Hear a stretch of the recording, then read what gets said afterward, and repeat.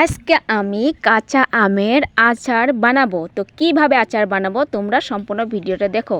আমি আমগুলো ভালো করে ধুয়ে তারপরে একটা পরিষ্কার কাপড় দিয়ে সেই আমগুলার গায়ে মাখা জলগুলা আমি মুছে নিতাছি।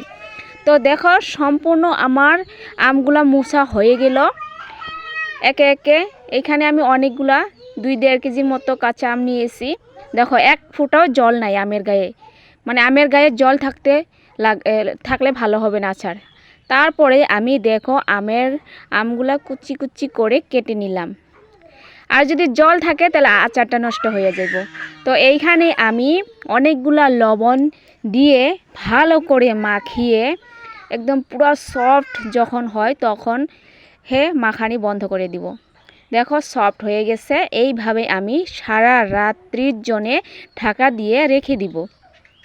পরের দিন সকালে আমি অনেকগুলা জল উঠছিল সেই আমের মানে মাঝখানে, সেই জলগুলা আমি মানে ফেলে দিয়ে তারপরে হালকা রোদে নুন হলুদ দিয়ে আমি শুকিয়ে নিয়েছি। বয়মটার মধ্যে আমার আগের আচারের তেল আসিল, তাই এইখানেই আমি আচারগুলো দিব। আচারের মশলাগুলো আমি রেডি করে নিছি। তারপরে দেখো এখন আমি সম্পূর্ণ দিয়ে দিব। ঠিক আমি তেলটা গরম করে ঠান্ডা করে নিছি। এইভাবে আমি বয়মে এবার আমগুলা ভরে দিব। ঠিক আছে,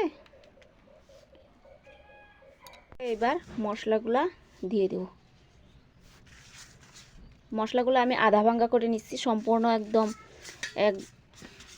একদম ফাঁকি করি নাই, আধা ভাঙ্গা করে নিছি। আচারের জন্য এইভাবে মশলা করলে মানে টেস্টটা আর বেশি বার হয়।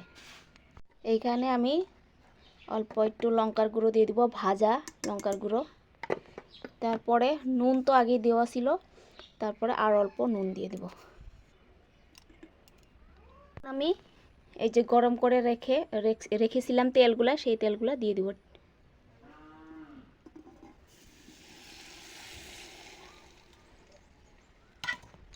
এইবার আমি সম্পূর্ণ আচার মশলা মিশাবো।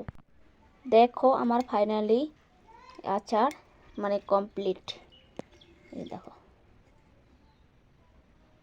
এইভাবে ফ্রিজে না রাখা করেও মাঝে মাঝে রোদে দিয়ে 1 বছর সংরক্ষণ করে এইভাবে আচার রেখে খাওয়া যায়।